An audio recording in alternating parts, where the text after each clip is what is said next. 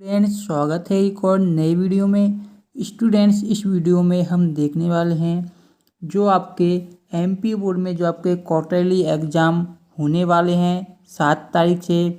तो इस वीडियो के माध्यम से मैं आपको बताने जा रहा हूं जो आपका क्लास 9th का जो आपका सब्जेक्ट की बात करें, जो आपका इंग्लिश का त्रैमासिक पेपर होने वाला है, जो कि आपका होगा 2022-23 में। ठीक है, ये आपके 75 नंबर का पेपर आने वाला है। ठीक है, और इसमें आपको टाइम 3 घंटे मिलने वाला है।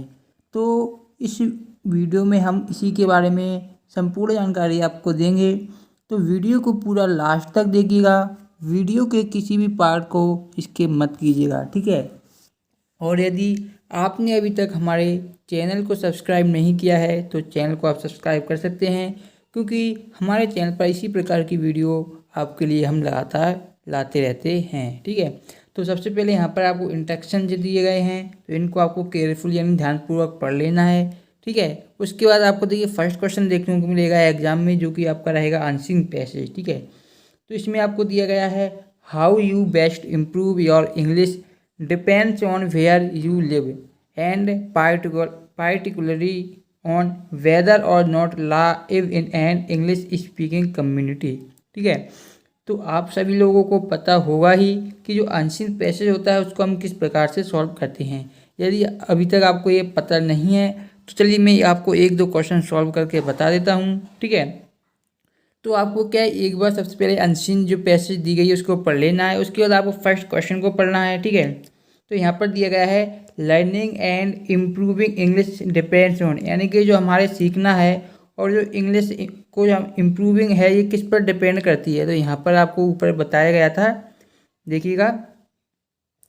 तो यहाँ पर अगर आप पढ़ेंगे the best improve your English depends on where you live, यानी कि जो इंग्लिश अगर हम इम्प्रूव करना चाहते हैं तो ये डिपेंड करता है कि हम कहाँ पर रहते हैं। एंड पार्टिकुलरली ऑन वेदर और not you live in us English speaking community, अगर यदि आप जहाँ पर इंग्लिश बोली जाती है वहाँ पर रहते हैं तो आपकी इंग्लिश क्या है आपको आती होगी। ठीक, इस तरीके से ये फर्स्ट क्वेश्चन का यहाँ से आपको आंसर लिखना था। ठीक है, तो इसी प्रकार से सभी क्वेश्चन के आंसर आपको जो पैसेज दी गई है उसी में देखने को मिल जाते हैं। बस आपको क्या है, थोड़ा इंग्लिश के जो आपको शब्द हैं वो आने चाहिए और आपको एक अच्छा आंसर किस प्रकार से लिखा जाता है वो आपको पता होना चाहिए। ठीक है, अब आगे बात करते हैं। सेकंड था reading a lot of English books.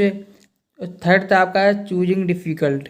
ये आपके क्वेश्चन यहाँ पर दिए गए हैं, इनको आपको देख लेना है। ठीक है, ठीक है, यहाँ पर अब आता है आपका, यहाँ पर इसका आंसर भी यहाँ पर दिया गया है। ठीक है, क्वेश्चन सेकंड का ये वाला फर्स्ट का आंसर आपको दिया गया है। सेकंड क्वेश्चन था what is essential when you learn English, यानी कि जब आप लर्न इंग्लिश सीखते हैं तो आपके लिए क्या एसेंशियल हो जाता है।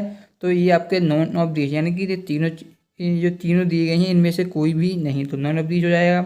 फिर आता है what is often confusing for learners, यानी कि लर्नर्स जो होते हैं उनके लिए क्या चीज़ कन्फ्यूजिंग होती है। क्या लर्निंग स्टेप बाई स्टेप सीखते हैं वो उनके लिए कन्फ्यूजिंग होती है, या होल लैंग्वेज पोवर्ड ओवर, या रीडिंग फॉर एंजॉयमेंट, या शॉर्टिंग बुक्स फॉर रीडिंग। तो इसका आंसर हो जाएगा आपका होल लैंग्वेज प्योर्ड ओवर, ये वाला आंसर हो जाएगा। ठीक है, चौथा दिया गया था which of these has similar meaning of accompany. तो हमें क्या एक्यूम्पनी की सिमिलर मीनिंग के बारे में बताना है, तो ये हो जाएगा ऑल ऑफ दीज, यानी कि जो दी गई हैं जो कि है आपका ईगो विद फॉलो टेक, ये सभी हो जाएंगी, तो ये आपका आंसर हो जाएगा। इसी प्रकार पांचवा दिया गया है one can learn and improve English by living in an English speaking community. तो इसमें बताना ये ट्रू है या आपका फॉल्स है, तो ये आपका बिल्कुल ट्रू हो जाएगा। ठीक है, तो फर्स्ट वाली जो पैसेज दी गई थी, आपकी दो पैसेज आती हैं, आपको पता होगा। फर्स्ट वाली मैंने पूरा डिटेल में आपको आंसर बताए हैं। ठीक है, सेकंड पैसेज आपकी यहाँ पर दी गई है जो कि आपकी है necessary is Indeed the mother of invention, यानी कि जो आवश्यकता ही होती है वो क्या होती है, आविष्कार की जननी होती है। ठीक है, यदि आपको आवश्यकता किसी चीज़ की है तो उस चीज़ का आविष्कार कभी ना कभी हो ही जाता है, यानी कि necessity is the Indeed for mother of invention. ठीक है, तो ये आपकी सेकंड पैसेज है, तो इस पैसेज को भी आपको पढ़ लेना है। उसके बाद आपको क्वेश्चन दिए जाएंगे what kind of land form is Ladakh. तो लद्दाख में किस प्रकार के या किस टाइप के जो लैंड फॉर्म है ये पूछा गया है, तो कोल्ड एंड डेजर्ट टाइप के यहाँ पर हैं। ठीक है, इसी प्रकार सेकंड दिया गया था हु वाज चोएंग नोरपेल। तो इसका भी आंसर, आप सभी क्वेश्चन के आंसर आपको यहाँ पर देखने को मिल जाएंगे। इसके अलावा यदि आप इसकी पीडीएफ को डाउनलोड करना चाहते हैं तो आपको पीडीएफ डाउनलोड करने के लिए हमारे टेलीग्राम ग्रुप को ज्वाइन करना पड़ेगा।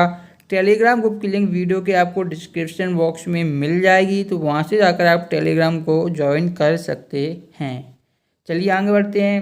अब यहाँ पर देखिएगा, Ladakh is an altitude of meters above sea level, यानी कि जो लद्दाख है वो सी लेवल से किस एल्टीट्यूड पर है ये हमें बताना है। तो ये है 3000 से 3500। ठीक है, ये आंसर हो जाएगा।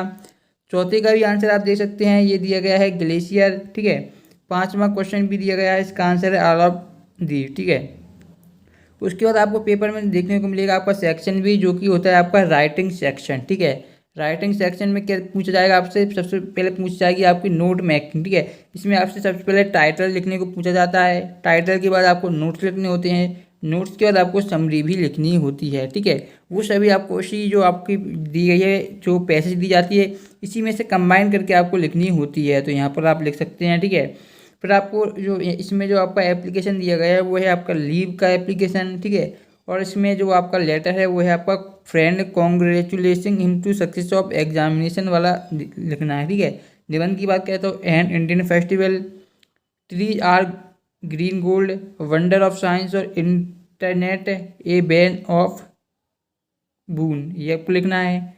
अब यहाँ पर एक आपको क्या दिया, पिक्चर गाइडेड कंपोजिशन आपको यहाँ पर लिखनी है। ठीक है, तो ये भी आपके एग्जाम में पूछा जाता है। यहाँ पर आपको एक पिक्चर दी जाएगी और उसके बारे में यहाँ पर आप देख पा रहे होंगे, ये आपको पिक्चर दी गई है, इसके बारे में आपको 75 शब्दों में लिखना है। ठीक है, और स्पष्ट आपको दिया जाता है कि इससे ज़्यादा शब्दों का प्रयोग नहीं करना है। ठीक है, अथवा में भी आपको एक पिक्चर दी गई है जो कि है द इम्पोर्टेंस ऑफ ट्री। ठीक है, दोनों पिक्चर आपको, दोनों में से कोई सी भी पिक्चर आपको एग्जाम में देखने को मिल सकती है, तो तैयार कर लीजिएगा। ठीक है, अब आता है आपका सेक्शन सी, जो कि आपका ग्रामर सेक्शन रहता है। इसमें पहला क्वेश्चन है fill in the blanks any 5। ये 5 मार्क्स के आपके रहेंगे। पहला है खालिस्तान दिया गया sun rises in the east, तो इसमें ए आएगा, एन आएगा या द आएगा। ठीक है, तो आपने याद भी किया होगा या आपने अगर ग्रामर थोड़ी बहुत आपको आती हुई तो आपको पता है सन क्या है।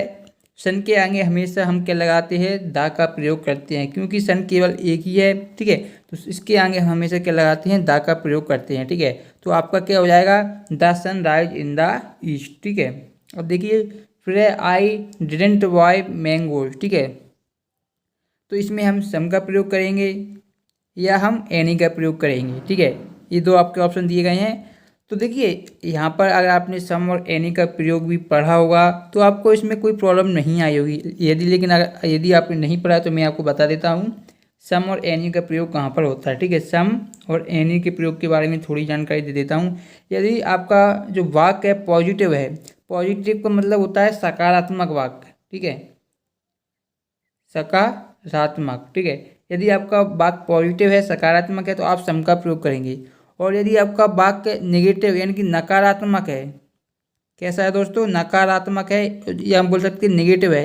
अब नेगेटिव का मतलब क्या होता है, जैसे कि यहाँ पर नोट आ जाए, ठीक है, या डिडंट आ जाए, तो यहाँ पर अगर इस तरीके के वर्ड आ जाते हैं जिसमें नोट आपको देखने को मिल जाए तो वो आपको हो जाता है नकारात्मक या नेगेटिव। ठीक है, और वाक्य जब भी आपको नेगेटिव देखने को मिलेगा तो आप हमेशा एनी का प्रयोग करेंगे। अब हम इस वाक्य में देखते हैं, इस वाक्य में हमें दिया गया है आई डिडंट। ठीक है, डिडंट का मतलब होता है आपका डिड नॉट, इसको हम शॉर्ट में डिडंट लिख देते हैं, तो इसका पूरा फॉर्म होता है डिड नॉट, यानी कि हम डिडंट को लिख सकते हैं डिड नॉट। तो यहाँ पर हमारा नॉट आ गया, यानी कि ये वाक्य आपका कैसा है, नकारात्मक है या नेगेटिव है। यदि वाक्य नेगेटिव है तो मैंने आपको अभी बताया है कि आप हमेशा वहाँ पर किसका प्रयोग करेंगे, एनी का प्रयोग करेंगे। ठीक है, अब थर्ड दिया गया था आपका कि ही इज इंजीनियर। ठीक है, तो ए एन और द में इसमें कौन सा आर्टिकल हम लिखेंगे, तो मैं आपको इसके बारे में भी बता देता हूँ। ए एन और द में आप क्या भरेंगे। ठीक है, तो देखिए, तो जहाँ पर भी आपको जो ब्रैक खालिस्तान दिया गया है उसके आगे वाला शब्द आपको देखना है। ठीक है, सबसे पहले आपको देखना है कि इसमें दा तो नहीं आएगा। ठीक है, तो आपको देखना दा आएगा या नहीं आएगा। उसके बाद आपको देखना है ए और एन दा का, तो इसमें आपका दा तो नहीं आएगा। अब आपको देखना है कि इसमें ए और एन में से क्या आएगा। ठीक है, तो यहाँ पर जो इंजीनियर है, इंजीनियर को आपको हिंदी में लिखना होगा, इस तरीके से लिखेंगे हम, इंजीनियर, इंजीनियर। ठीक है, ठीक है, तो इंजीनियर हम इस तरीके से लिखेंगे। और आपको देखना है कि जो फर्स्ट शब्द है वो स्वर है या आपका वोवेल है, ठीक है, यानी कि स्वर है या कॉन्सोनेंट है। तो यहाँ पर देखना है, तो ई आपका क्या है, ई आपका स्वर है, ठीक है, क्या है आपका स्वर।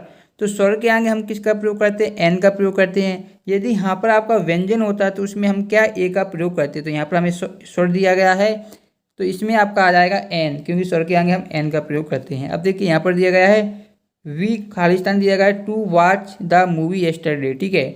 तो यहाँ पर यस्टरडे दिया गया है तो आप बिना सोचे समझे आप क्या सेकंड फॉर्म का प्रयोग कर सकते हैं वेंट का, ठीक है, क्योंकि यहाँ पर पहले की बात यस्टरडे की बात की गई है तो आप क्या सेकंड फॉर्म ही यूज करेंगे, ठीक है। फिर आता है there is not water in the pool. तो इसमें आपको मच और मैनी में से किसी एक का प्रयोग करना है। तो इसका जो आपका आंसर हो जाएगा वो आपका हो जाएगा मच, ठीक है। तो ये आपका आंसर हो जाएगा there is not much water in the pool. तो ये आपका आंसर हो जाएगा। इसी प्रकार आगे भी देख सकते हैं अनीता टालर संजय, तो इसमें आपका देन आ जाएगा, ठीक है।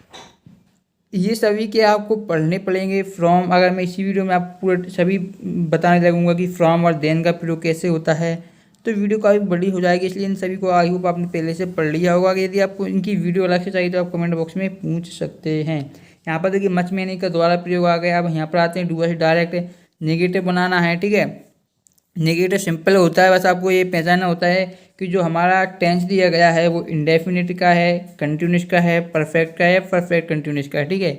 बहुत जितने भी आपको अगर पहचानना आता है तो आप आसानी से उसकी सहायक क्रिया के साथ नोट लगा कर आप नेगेटिव बना सकते हैं। जैसे कि Simran knows the answer to the question, तो इसका आपको नेगेटिव बनाना है, ठीक है। तो इसका हो जाएगा सिमरन डज नॉट। तो ये क्या हो जाएगा आपका प्रेजेंट इंडेफिनिट का था, तो इसमें हम डज नॉट का प्रयोग करते हैं, ठीक है। तो रोहन स्पीक्स इंग्लिश, तो change into sentence into negative बनाना है। तो ये भी क्या है, एस लगा हुआ है, यानी कि ये भी आपका प्रेजेंट इंडेफिनिट का है। तो इसमें भी हम क्या करेंगे, साइकिल लगाएंगे डज और इसके साथ लगाएंगे नॉट, क्योंकि हमें बनाना है नेगेटिव। तो Rohan does not speaks English, तो यहाँ पर आपको ये हो जाएगा, ठीक है। तो इसकी जो आपकी एस है यहाँ से हट जाएगी, तो ये थोड़ा गलत लिखा हुआ है, Rohan does not speak English आपका यहाँ पर हो जाएगा। इसी प्रकार आप देख सकते हैं तीसरे का आंसर, चौथा और ये पांचवें के आंसर आप यहाँ पर देख पा रहे हैं। सभी के आंसर यहाँ पर लिखे हुए हैं, तो सभी के आंसर आप यहाँ पर देख सकते हैं, ठीक है। यहाँ पर आपको रीअरेंज करना है, यानी कि इन सभी को आपको बिल्कुल सही क्रम में जमाना है कि कौन सा पहले आएगा, क्या पहले यंग मैन आएगा या द आएगा या ड्रेस आएगी। तो ये हो जाएगा the young man was dressed poorly, तो ये आपका आंसर हो जाएगा, ठीक है। अब यहाँ पर सेक्शन डी आता है जो कि आपका टेक्स्ट बुक रहता है। तो आंसर द फॉलोइंग क्वेश्चन, आपसे ऑब्जेक्टिव क्वेश्चन पूछे जाएंगे 4। तो पहला है हाउ डिड इज मार्जी, तो ये हो जाएगा 11th year. How old age, यानी कितने साल की थी मार्जी, तो ये हो जाएगा 11 ईयर, ठीक है। सेकंड जगह which year has the story been set in, तो ये हो जाएगा 2157। इसी प्रकार थर्ड का देख सकते हैं फीलिंग लीव से, चौथे का आपका आंसर हो जाएगा यहाँ पर whether he will be able to come back the second road or not, ठीक है। पांचवा आपका दिया गया था which award was given to Evelyn in 1991, तो ये हो जाएगा आपका सोलोइस्ट ऑफ द ईयर, ठीक है। छठा दिया गया था अंकल, इसका आंसर हो जाएगा। इसी प्रकार आपको देखिए क्वेश्चन नंबर में क्या दिया, read the following extract and answer the question given below. तो ये आपकी एक्सट्रैक्ट पूछी गई है जो कि आपके बुक में से ली गई है, तो इसका आंसर आपको यहाँ पर देखने को मिल जाएंगे। सभी क्वेश्चन के आंसर यहाँ पर दिए गए हैं, तो आपको सभी को एक बार रीड कर लेना, ठीक है। और यदि आपको ये वीडियो पसंद आए तो वीडियो को लाइक जरूर कर दे, और यदि चैनल को अभी तक सब्सक्राइब नहीं किया तो चैनल को भी सब्सक्राइब कर दे। या अब यहाँ पर आपके क्वेश्चन आंसर आ जाते हैं 30 शब्दों वाले क्वेश्चन यहाँ पर 3 दिए गए हैं, इनमें से आपको करना है, ठीक है। और यहाँ पर ये और अधिक क्वेश्चन दिए गए हैं, 11वां क्वेश्चन दिया गया है, इसमें भी आपको क्वेश्चन देखने को मिल जाएंगे। तो इन क्वेश्चनों को भी तैयार कर लीजिएगा, और 70 शब्दों वाले क्वेश्चन आपको यहाँ पर देखने को मिल जाएंगे, तो इन्हें भी याद कर लीजिएगा, ठीक है। तो ये देख सकते हैं सभी क्वेश्चन मैंने आपको यहाँ पर बता दिए हैं। अगर आपको वीडियो पसंद आई वीडियो को लाइक जरूर करें, पूरा डिटेल में मैंने सोल्यूशन बता दिया। और चैनल को सब्सक्राइब नहीं किया चैनल को भी सब्सक्राइब करें। हम मिलते हैं नेक्स्ट वीडियो में, तब तक देखिए ये रही आपका अपना चैनल। धन्यवाद दोस्तों।